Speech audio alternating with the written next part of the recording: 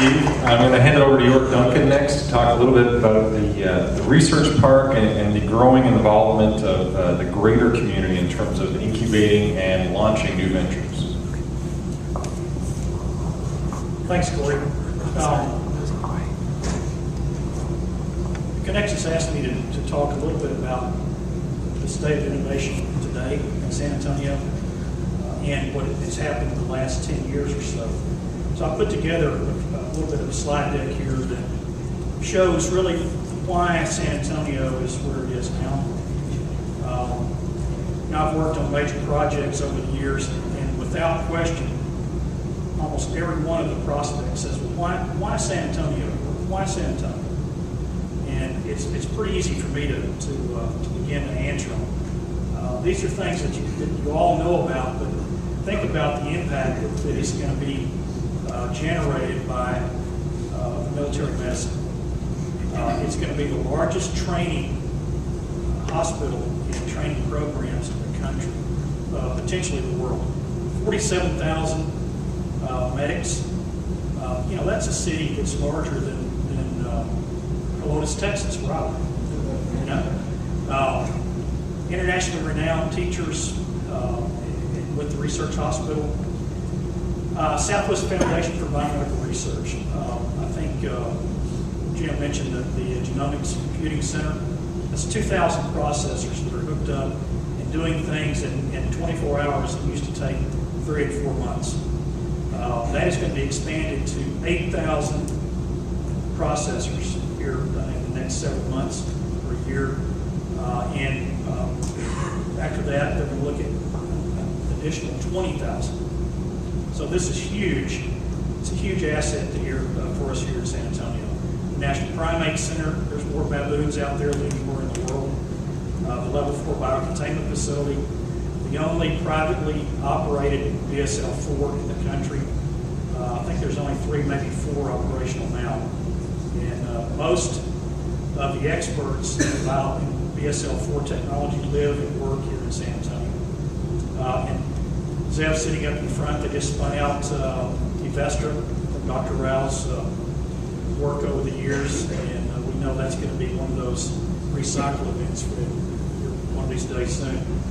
The Health Science Center, the new MARC facility, 180,000 square feet, something like that. The new South Texas Center Research Facility is going to be completed next year and be operational in 2012. That's $150 million, 150,000 square feet. The Bar Shop Center in the park, and I would mention that they are researching a compound called rapamycin. Rapamycin is comes out of the dirt off the Eastern Islands, and it's been found out here in the park that it prolongs the life of mice to the equivalent of about 8 years in human terms. It also reduces the effects of Alzheimer's. This was all put in a paper in Nature, July of 2009. It was one of the top 10 most intriguing research projects and papers in the country, according to Nature, Science, and U.S. News and World Report. Most people know about the large DARPA grant that the Research Imaging Center received a couple of years ago. UTSA, Cory, this is for you. Climbing the Tier 1 status. There's a new 2-year-old, 3-year-old BSc building, a couple 100,000 square feet. The new Applied Engineering and Technology building will be dedicated March 10th. Your research has doubled over the last 5 years, 34% just last year this year. And then Cory's site program. Those projects at the universities indicate almost $1 billion worth of construction. You add that to the military construction that's going to take place by 2011. That's almost $3 billion of new construction. That's a pretty good size number. Now, let's spend a couple of minutes on Tier 1. I get asked, and I know Cory and Dr. Romo get asked, what is a Tier 1 unit? What does it mean? There's not really a definition, but there's a few attributes that Tier 1 universities have.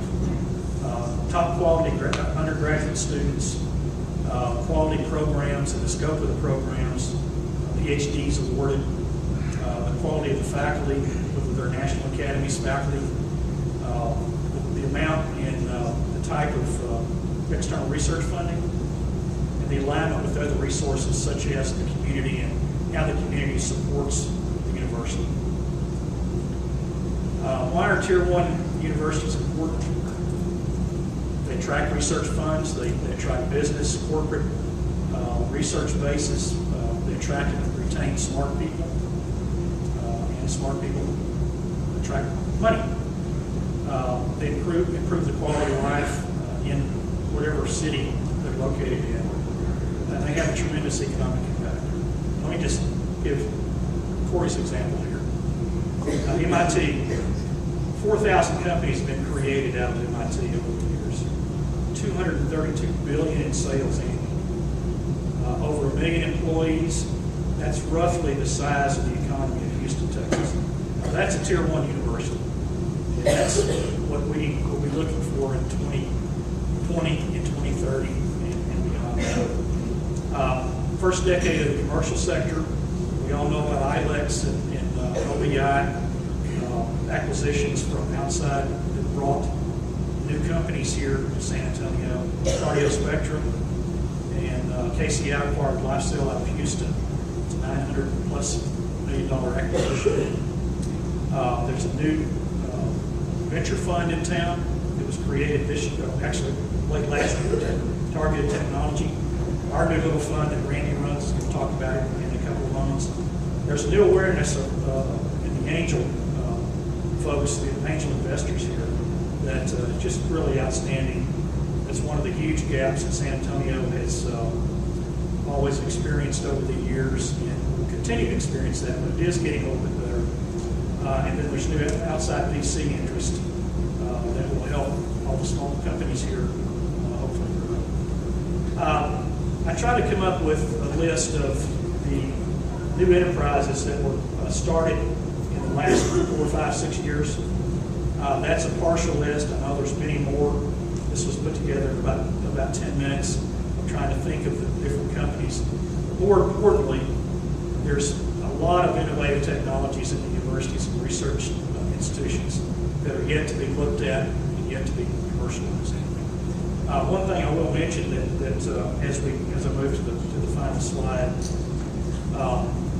today on the radio there was a quick blurb about an operation that was done here in San Antonio, I think at Methodist Hospital a couple of weeks ago, where this is the 8th operation that's ever been done in the United States, where they grafted a cadaver hand to a patient, and the hand took, and it's living tissue now. So that's the future of San Antonio.